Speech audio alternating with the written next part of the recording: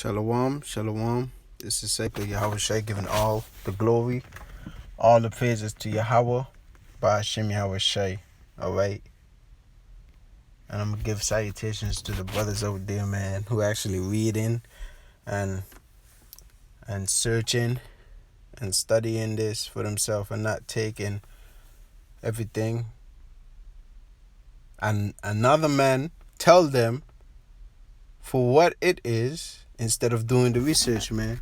And not kissing other men's ass. So salutation to them brothers, man, and blessings, alright, to whoever is listening. I hope this is edifying and helpful. And also, I hope whatever you're going through in life is resolved. You just got to pray to the Most High, Yahawashi. Just wanted to put that out there real quick. But this topic, or this little video I'm doing, I'm not even going to spend too long on this because, let me get to it. Hold on. It's about Jeremiah 10 and 16.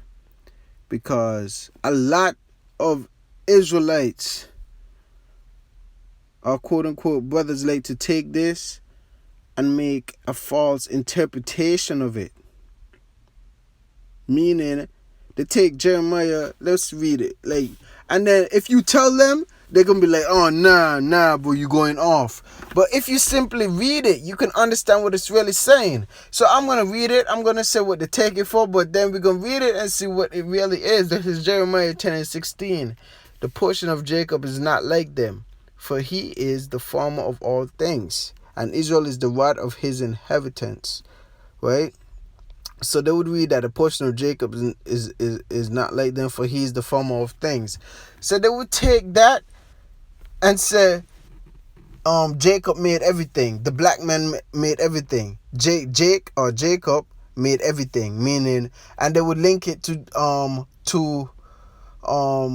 Israelites, who they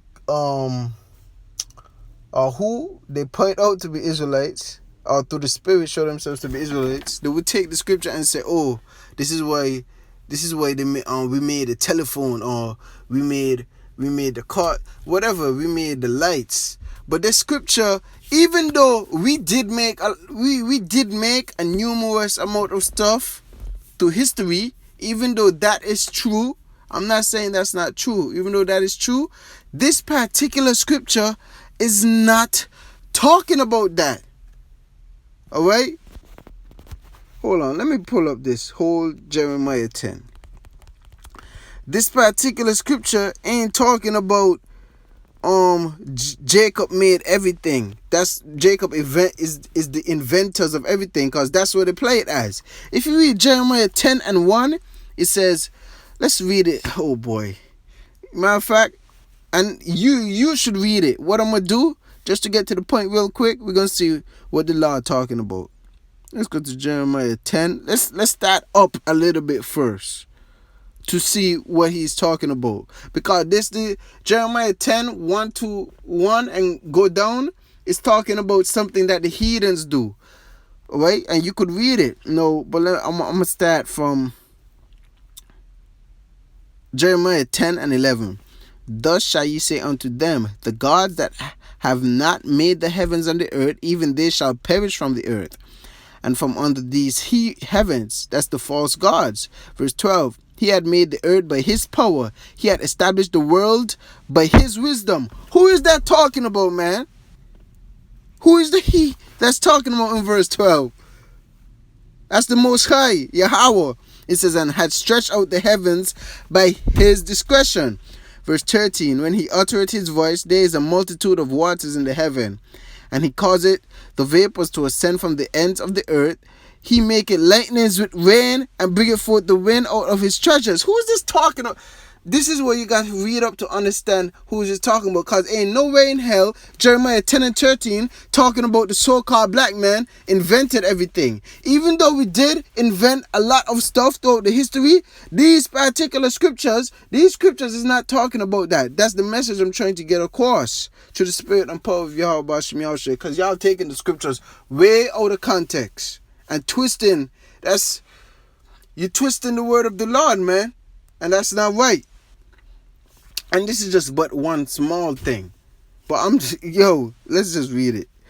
It says, I'm going to go verse 14. Every man is brutish in his knowledge.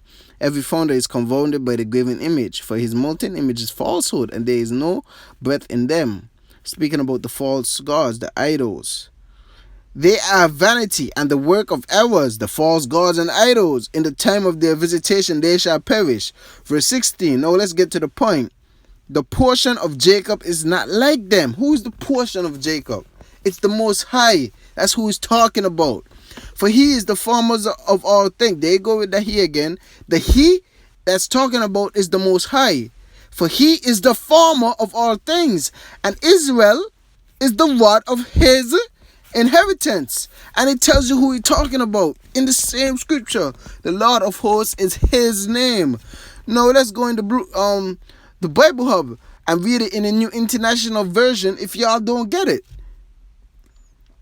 He who is the portion of Jacob is not like these, for he is the maker of all things. And speaking about the Most High. The scripture is speaking about the Most High Yahawashi. But, and if you tell a brother this, you're not going to want to, listen, or you're going off, etc. Blase, blase. It says, including Israel, the people of his inheritance. The Lord Almighty is his name, man. All right? You got to actually read this, man. Because till this day, they got other brothers out there, other Israelites, saying the scripture about the so-called black man made everything. Nah, that's not what the scripture is talking about. This Colossians 2:8. Beware lest any man spoil you through philosophy and vain deceit. This is but one small thing, man. They got many things brothers go off with. I'm not gonna get into all of it in this particular lesson right here. It says, beware, this Colossians 2:8, beware lest any man spoil you through philosophy and vain deceit after the tradition of men, after the rudiments of the world, and not after Yahawashi and Hamashiach. And that's what they do. Alright? All those camps that stem from One West, whether it be IUIC or GMS, alright, and all those other damn camps, they teach after the tradition of men, and other men see it and go kiss their asses. And when you train, and they don't actually read, they just take what they're saying for fun, face value, man. They don't go and do the research themselves. And then they're going to tell you going off if you actually try to read and bring out what the scriptures is actually talking about. Anyways, man.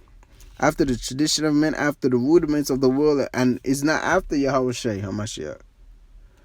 But that was it. I'm not gonna make it no longer. Hopefully